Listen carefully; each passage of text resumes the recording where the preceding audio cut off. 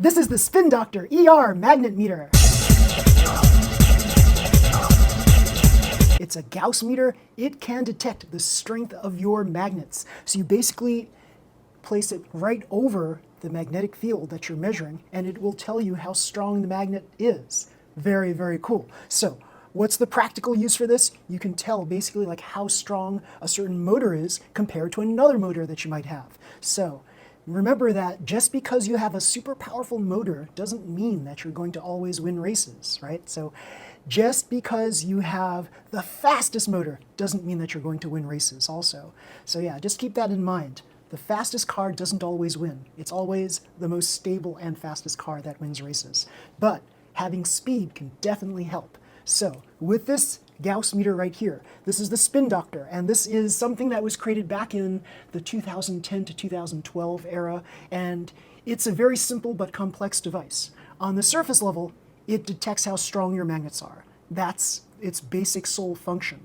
But underneath all of that, it's got like a lot of little electronics here, all in a compact format. And yeah, when I purchased this thing is not cheap anymore, guys. It used to be somewhere in the order of like $40 to $50. But now, because another company has kind of like grabbed the rights to producing them, and because it's so rare, the price has jumped up significantly. Yeah, so it's about $200 for this if you can find it.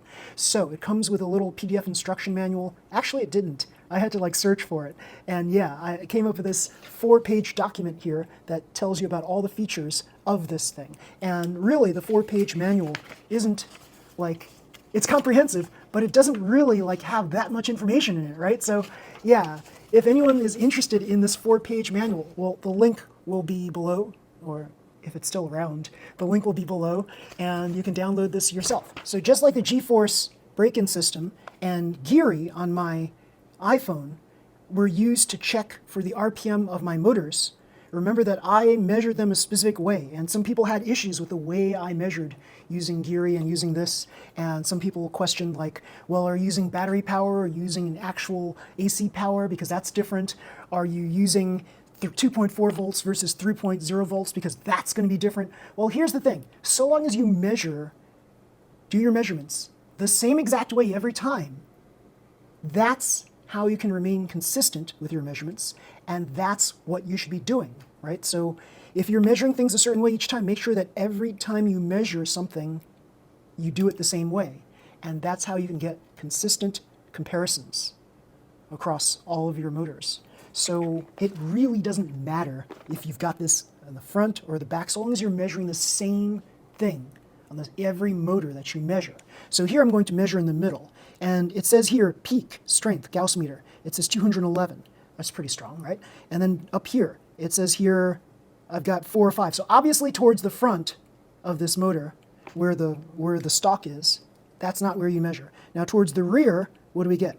55 or thereabouts. Yeah, 55 towards the rear, where the end bell is. So obviously you don't measure the motor in the front or the rear. You put it right smack in the middle, and then you get your eventual 211 peak Gauss. So it's pretty easy to use this. You click the on button and it comes up like right away.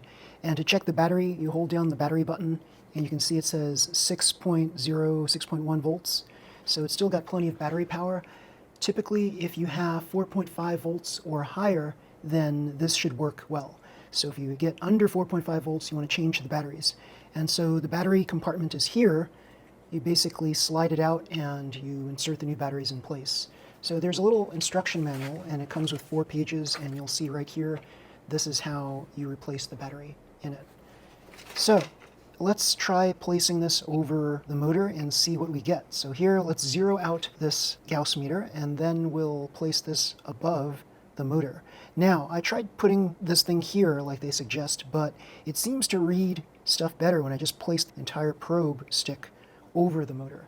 And so here I have 235, 236 peak, and the root mean square, or the average. You can call it the average, but it's like what it usually is. So right now it's 313 and the peak is 313. So in general, the peak will be higher than the root mean square, or the average. So this peak is like the maximum strength that the motor can have. And the RMS is more like what the motor actually is. So what I want to do here is I want to show you that basically placing this magnetic probe stick over the motor, you have to kind of get it at the sweet spot, and then it'll read what the motor should be. So right now I've placed this stick over the motor for quite some time, and the peak is 322, and it looks like the root mean square is 239 or so, a little less than that. So there you go. So it's a pretty powerful motor. It's a power dash motor, so you can expect these kinds of numbers. So yeah, it's going to keep trying to calculate what the root mean square is based on all the values that it has detected so far. So let's take a look at something that is not as powerful, such as this light dash motor here. So let's first zero out this Gauss meter. So you basically move this away from magnetic fields, zero it out, and then you place it over the new motor. And let's just keep it on here for a little bit. And we see that the peak is 192, which is far less than the 300 something from this power dash motor. And the root mean square is about, well, it's getting a little higher, 141. So peak is 192 here. So 192, 195. And then the root mean square comes out to about 160 or so.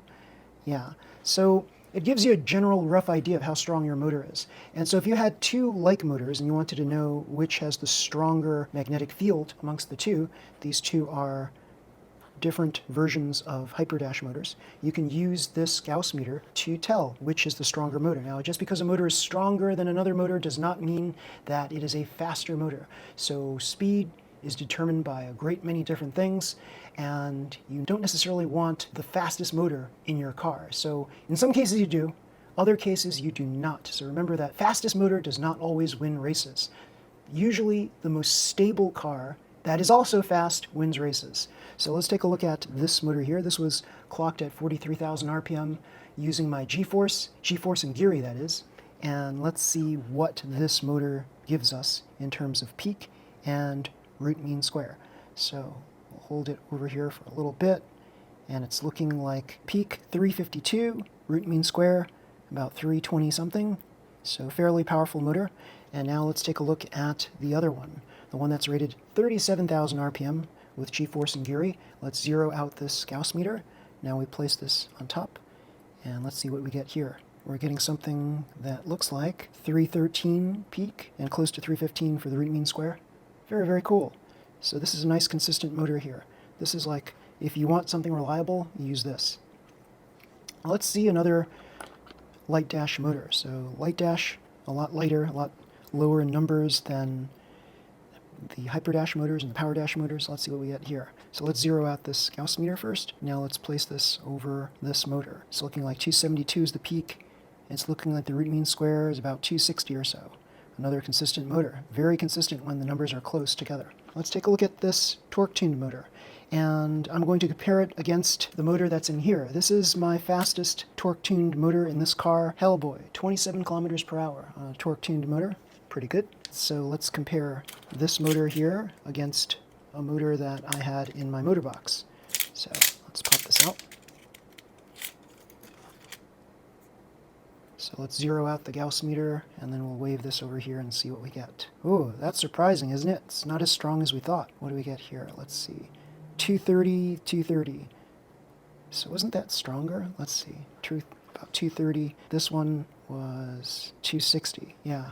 So this one in the box is actually stronger than this one. And this is the one that's like winning races and such. 35,000 RPM.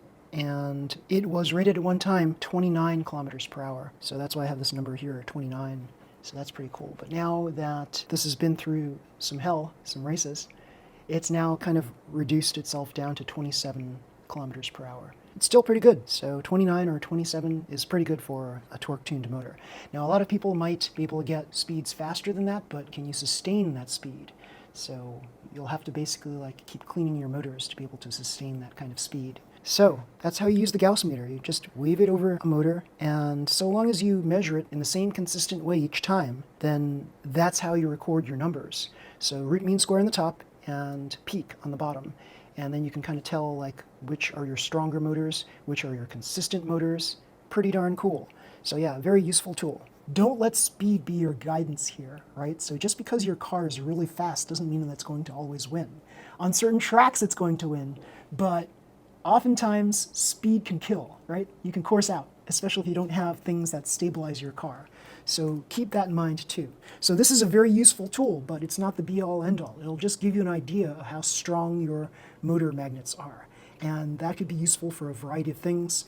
And so that makes this a pretty useful tool, but I wouldn't say that it's like the only tool that you should use. I think the portable speed checkers that you can buy, like this one right here, this is ultimately more useful to check the speed of your cars than a Gauss meter. So this is really useful if you want to check how strong your magnets are, so you can get at least a baseline idea of which motors you should try to break in. So if I had a set of 10 motors in front of me, and I wanted to know which were the strongest motors, which ones would potentially give me the fastest motors, I would use this. If I want to then take, let's say I've pared it down from 10 motors to 5 really fast motors. Now of those 5, I could put them in cars, and then I would measure the car, putting the wheel on here against here and letting it run. So turning on the car, setting the wheel on here, and just letting it run, and then I can see how fast the car is by looking at its RPM. So that's what this would be useful for. So these two tools, I would say, are for totally different purposes, and it would be cool to have this in your toolbox. Is it totally necessary?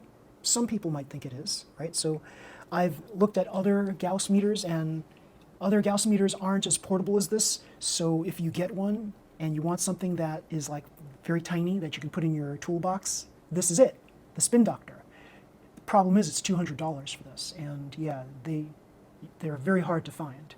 And the instructions actually tell you not to peel off the plastic that's covering this entire unit, and I stupidly started peeling it off, as you see there. That's why you see this part right here. Like I peeled it off, and I thought that I could peel the entire thing off, and then I was unsuccessful. And then the instruction manual, which I downloaded several days later, said, please don't peel that part off. And so I just cut my losses, so to speak, and just chopped off that little piece of plastic right there, and I stopped trying to peel it off.